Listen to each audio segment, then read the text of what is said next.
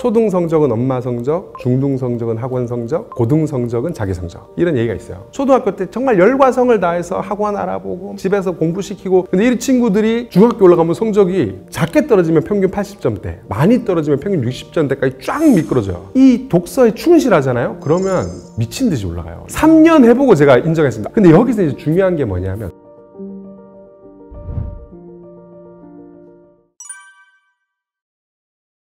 초등학생의 경우는 문해력과 학업 성취도가 별 차이가 없는 경우가 되게 많습니다. 문해력이 낮아도 학업 성취도 높은 친구가 있고, 문해력이 높아도 학업 성취도가 낮은 친구들이 있어요. 이런 건 왜 생기냐면, 어렸을 때 경쟁이 심하다 보니까 초등 보습학원이 많잖아요. 아이의 성적이 어디에 결정이 되냐면, 성실한 보습학원 선생님 만난 친구들이 성적이 잘 나옵니다. 그리고 예를 들어서 문해력이 높더라도 부모님이 좀 이렇게 아이를 자유롭게 키우는 경우에 공부를 안 시키고 하면은, 문해력이 높아도 교과서를 안 보면은 성적이 안 나와요. 이 시기의 특징적인 현상은 문해력이 낮은데 학업 성취도가 높은 친구들이 굉장히 많다는 겁니다. 이 초등학교 단계는. 중학생 올라가면 이제 그런 얘기가 있거든요. 이 학원계에 떠도는 유행어, 경구 같은 게 뭐가 있냐면, 초등 성적은 엄마 성적, 중등 성적은 학원 성적, 고등 성적은 자기 성적, 이런 얘기가 있어요. 이게 뭐냐면 초등, 중등, 고등의 성적 변화가 굉장히 심하다는 거죠. 초등학교 때 정말 열과성을 다해서 학원 알아보고 집에서 공부시키고 이러면 성적이 잘 나옵니다. 근데 이 친구들이 중학교 올라가면 성적이 90점 이상이었던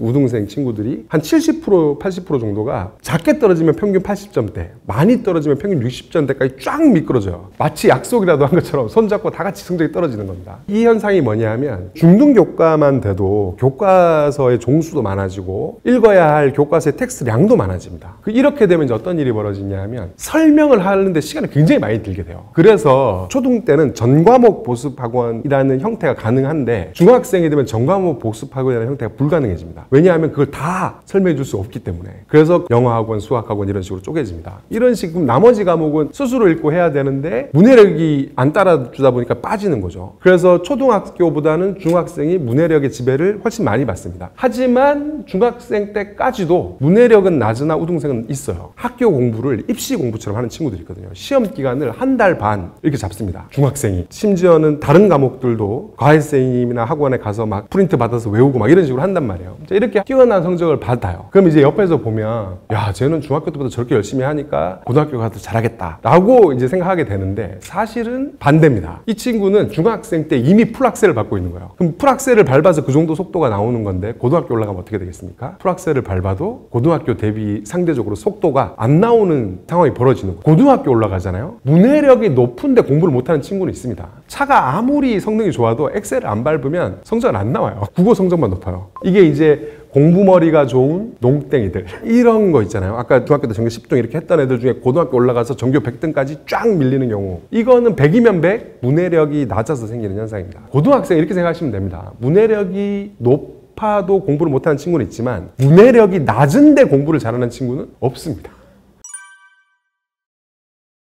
문해력이 자기 연령대보다 높은 친구들은 유형이 딱 세 가지로 나뉩니다. 첫 번째 유형이 제일 적어요. 초등 고학년 정도 됐는데 이게 질문이 많은 애들이 있어요. 이거 왜 이래요? 이거 뭐예요? 이런 친구들은 질문을 딱 들으면 질문이 달라요. 오? 이렇게 됩니다. 뭐 어떤 질문들을 하냐면, 질문을 딱 들었을 때 이런 생각이 듭니다. 최소 15분짜리인데? 이런 친구들이 어떤 특징을 보이냐면, 초등 단계에는요, 독서 이론에서는 지식도서를 못 읽을 때라고 봅니다. 질문이 좋은 친구들을 보면 지식도서 수업하잖아요. 다 읽습니다. 다 읽고 심지어 1시간 반씩 떠들어요. 근데 가만히 들어보면 다 맞아요.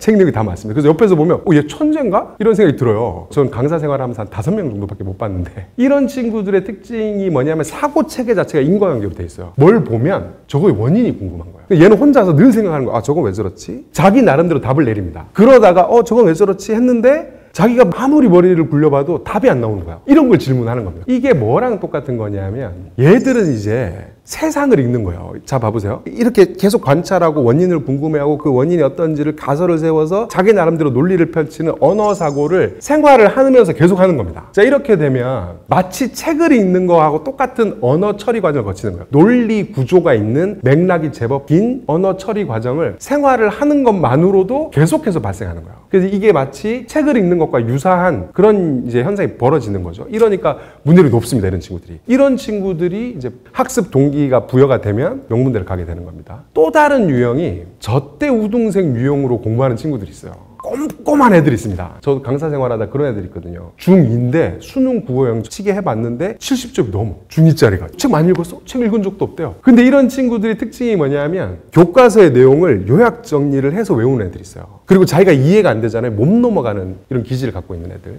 예쁜 펜으로 막 깔끔하게 정리하는. 근데 교과 내용이 다 들어가 있는 식으로 요약 정리하는. 이런 식으로 공부하는 애들이 있습니다. 이런 애들이 문해력이 압도적으로 높습니다. 그런 친구들도 제가 강사 생활할 때 만나보면 성적을 보나마나 전교 10등 아니고 고등학교 올라가도 성적 안 떨어집니다. 왜냐하면 이렇게 요약 정리하면서 공부하는 습관이 있다는 건 이 수용하는 학습이 얘 기질하고 잘 맞는 거예요. 근데 그 학습을 하는 방식이 문해력을 높이는 방식. 그러니까 이 요약 정리가 독서에서는 이걸 초록이라고 부르거든요. 이 초록은 필사와 함께 가장 고강도의 독서법입니다. 초록을 하게 되면 문해력이 급상승할 수밖에 없어요. 근데 학교 공부를 할 때마다 이런 식으로 하니까 성적이 높은 거죠. 이거는 저 때 우등생들이 다 하던 방식이에요. 저 때는 중상위권만 돼도 다 요약 정리 했었거든요. 그랬기 때문에 책을 안 읽었음에도 불구하고 자기 학년 교과서를 충분히 읽고 이해할 수 있는 문해력을, 예전에는 문해력 문제가 이렇게 심각하지 않았잖아요. 그게 뭐냐 하면 학습 방법이 문해력을 끌어올리는 초록의 방식이었기 때문에 이런 식으로 공부하는 친구들이 문해력이 되게 높습니다. 나머지 하나가 독서가형 뛰어난 문해력을 가진 친구들이죠. 이 친구들은 고등학생 기준으로 말씀드리면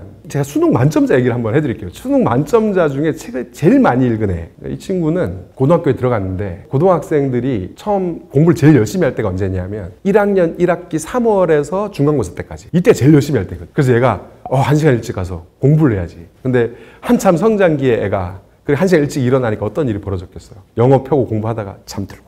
그러다 도저히 안 되겠어서 궁여지책으로 이제 생각한 게 책을 읽어야겠다는 생각을 한 거예요. 독서 공부에 도움이 된다니까 그러면 책이라도 한번 읽어보자 해서 이제 책을 읽었는데 이 친구가 읽었던 책이 소설이었어요. 1시간 동안 재밌게 소설을 읽은 거예요. 근데 읽었더니 체감은 어떻게 느껴지냐면 얘가 하는 얘기가 아침에 1시간 책 읽었더니 그날 하루가 뭔가 무게추가 딱 잡히는 느낌? 하루 공부 되게 잘 되더라는 겁니다. 그렇게 해서 주 5일 하루에 1시간씩 책을 읽은 것이 내가 수능 만점을 받을 수 있었던 중요한 동력이었던 것 같다. 이게 이 친구의 인터뷰 내용은 전부인데 이렇게 이제 말씀드리면 일주일에 5시간을 책을 읽었구나 이렇게 생각하시기 쉽잖아요. 그럴 리가요. 자, 생각해보세요. 3월은 그렇게 읽었을 거예요. 그러니까 3월 말이 되면 뭐가 발표됩니까? 중간고사 시험 범위와 기간이 발표되죠. 중간고사 시험 범위와 기간이 발표됐는데도 아침에 와서 책을 읽었겠습니까? 그때는 공부를 했겠죠. 발등에 불 떨어졌으니까 졸지도 않고 공부했을 겁니다. 그럼 4월은 책을 안 읽고 공부를 했겠죠? 그럼 4월 말 돼서 시험을 치고 바로 다시 책을 읽었다고 해보자고요. 그럼 5월은 또 책을 읽었겠죠. 5월 말이 되면 기말고사.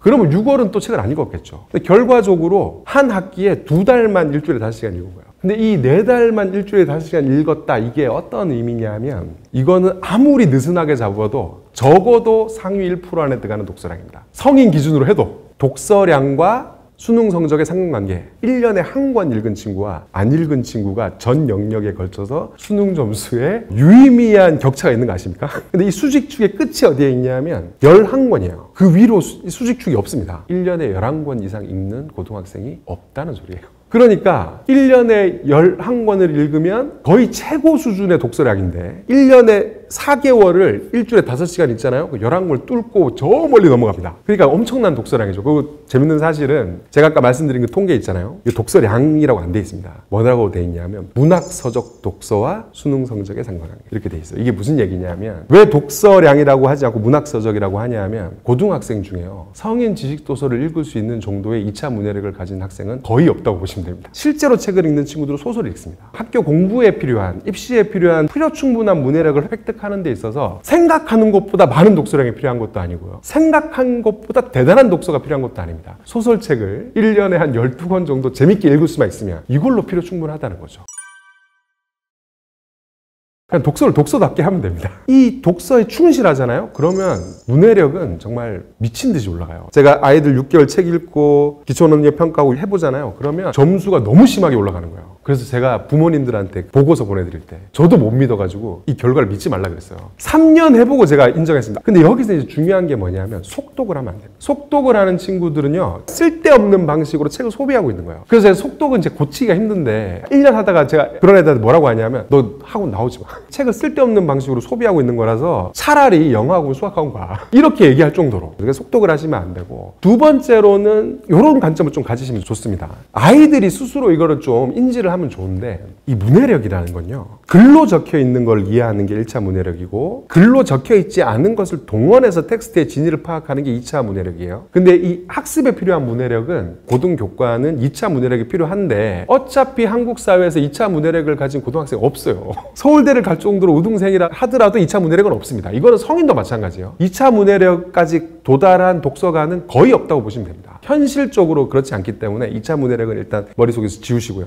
1차 문해력의 관점에서 보면 1차 문해력이라는 게 제가 말씀드렸던 것처럼 언어 논리의 길이와 복잡성을 따라가는 힘이에요. 세세하게 이해하고 세세하게 기억할수록 문해력 향상 효과가 세게 나옵니다. 대충 기억하고 대충 이해할수록 문해력 향상 효과가 낮게 나타나요. 그러면 이제 책을 읽을 때 어떤 걸 해보면 제일 좋냐면 소목차 하나 읽었잖아요. 그러면 거기서 멈춰서 소목차의 내용을 머릿속으로 한번 복기해보세요. 한 30초도 안 걸립니다. 빨리 하면요. 한 10초, 20초 만에도 할 수 있거든요. 이렇게 해서 끝까지 읽잖아요. 그러면 이 그물이 책 한 권 이렇게 떨어뜨렸을 때 걸려드는 양이 있잖아요. 이 그물 코가 이렇게 타이트해집니다. 훨씬 더 책 한 권을 읽고 나서 걸려드는 남아있는 내 머릿속에 구축되어 있는 게 훨씬 더 구체적이고 상세하다는 거죠. 예를 들어 소설을 한 권 읽었는데 이런 복기 과정을 안 거치면 그때 A라는 등장인물이 B라는 등장인물에게 구타를 당했어. 이렇게 기억하게 되잖아요. 근데 이 복기를 하면 이제 어떻게 기억하게 되냐면 A라는 등장인물이 B라는 등장인물에게 구타를 당했는데 그 배경은 애완동물 묘지였어. 이런 식으로 더 세세하게 기억하게 됩니다. 이 세세하게 기억하는 독서를 한 번 했다는 것 자체가 문해력을 급격하게 끌어올려요. 세세하고 구체적으로 기억할수록 문해력이 급상승한다. 여기서 이제 알 수 있죠. 속독을 하면 왜 안 되는지. 속독을 하면 이렇게 세세하게 기억할 수가 없거든요. 2차 문해력에 가면 속독이 왜 안 되는지는 더 강화되는데 어쨌든 1차 문해력만 놓고 봐도 그렇다는 거.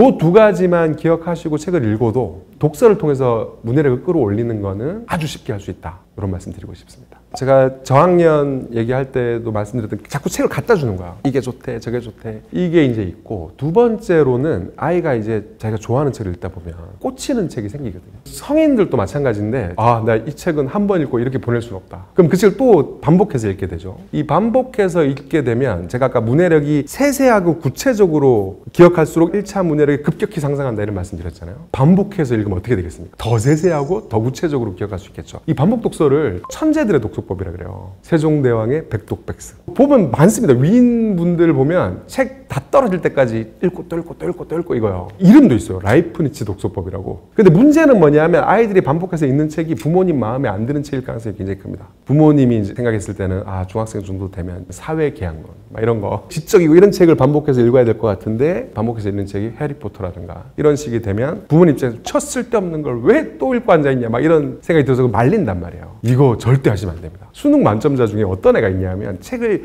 가장 안 읽은 친구인데 이 친구는 해리포터 세대였던 거예요. 열광한 채로 중학생이 된 겁니다. 중학교 1학년 1학기 중간고사 끝나고 나서 자기한테 주는 상으로 해리포터 1권부터 24권까지 다시 읽는 거예요. 이걸 언제까지 했냐면 고3 때까지 했어요. 얘가 읽은 책은 이게 다예요. 다른 책은 손도 안 댔어요. 이 해리포터만 계속 반복해서 읽는 겁니다. 그래서 인터뷰어가 물어봤어요. 너 왜 이렇게 고등학교 때까지 읽었냐. 중학교 때는 진짜 재밌어서 그렇게 읽었답니다. 자기가 중학교 졸업할 때가 되니까 전교 1등이 돼 있더래요. 그래서 고등학교생이 됐는데 고등학교 중간고사 성적이 잘 나왔어요. 그런데 그때 이런 생각이 들더래요. 왠지 해리포터를 안 읽으면 성적이 떨어지는 거 아니야? 약간 이런 일종의 징크스처럼 된 겁니다. 그래서 고3 때까지 읽었다는 거예요. 근데 이게 뭘 얘기하는 거냐면 1차 문해력의 위력이요. 제가 1차 문해력이라는 게 언어사고의 길이와 복잡성을 따라가는 힘이라 그랬잖아요. 해리포터 24권짜리입니다. 언어 수준이 높진 않지만 24권짜리의 길이를 갖고 있어요. 이걸 반복해서 읽는 과정에서 굉장히 타이트한 이 1차 문해력을 갖게 된 거예요. 그 1차 문해력을 학습에 쓴 거죠. 그러니까 뭔가 대단한 책이 아니더라도 아이가 좋아하는 책이 있고 그거 자체가 아이의 학습 능력에도 이루 말할 수 없는 도움이 되고 또 그것이 2차 문해력으로 넘어가는 독서의 새로운 세계를 만나는 일종의 입구 역할도 해줍니다. 아이가 자기가 좋아하는 책이 있어서 그 책을 반복 독서하거나 심지어 저처럼 베껴 적는 경우도 있을 거예요. 부모님이 보기에 저 쓸데없는 지식 같은 그게 바로 그 아이의 문해력을 평균 수준과 전혀 다른 차원으로 끌어올리는 고강도의 독서법입니다. 그래서 아이의 독서의 열기, 애가 얼마나 좋아하는 책이 있는가 이것이 중요한 것이지 골고루 읽고 도움이 될 것 같은 걸 이렇게 중요한 게 아닙니다. 이 관점을 가지시고 아이의 독서 열기가 높다면 높게 만들어주는 그 책이 곧 우리 아이를 성장시킨다 이렇게 생각하시고 접근해 주시면 좋을 것 같습니다. 한국 교육의 가장 큰 문제점은 입시 경쟁 교육, 중등 단계, 고등 단계에 아이들이 길러야 될 그런 것들이 있는데, 입시 경쟁 교육, 대학을 들어가기 위한 교육이다 보니까 각 연령대별 의 교육에 집중된다기보다는 입시를 준비하기 위한 교육이 되는 거죠. 주입식 교육을 통해서 교육을 하게 되는 이유도 사실은 변별력을 위해서요. 프랑스의 바칼로레아나 논술형, 학생의 사고력과 세상을 이해하는 정도를 가지고 학생들을 선발하는 것이 아니고 일종의 답이 있는 문제를 가지고 이제 얼마나 잘 입력을 했느냐, 이걸 가지고 판단하게 되는 이유도 사실은 변별력 때문이거든요. 이게 그 학생의 지적 능력을 볼 수 있는 가장 고난도의 출력 방식이 논술이에요. 근데 논술을 하게 되면 입시 불평등이 강화될 위험이 있습니다. 이런 위험이 있기 때문에 어쩔 수 없이 주입식 교육 체계를 유지하게 되는데, 주입식 교육을 하게 되면 이해를 하는 게 아니고 외우게 됩니다. 이해를 하는 게 아니고 외우게 되면 명문대를 들어갔음에도 불구하고 세상에 대해서 우리가 기본적으로 알아야 될 이해들을 하지 못한 채로 대학에 들어가게 되는 거죠.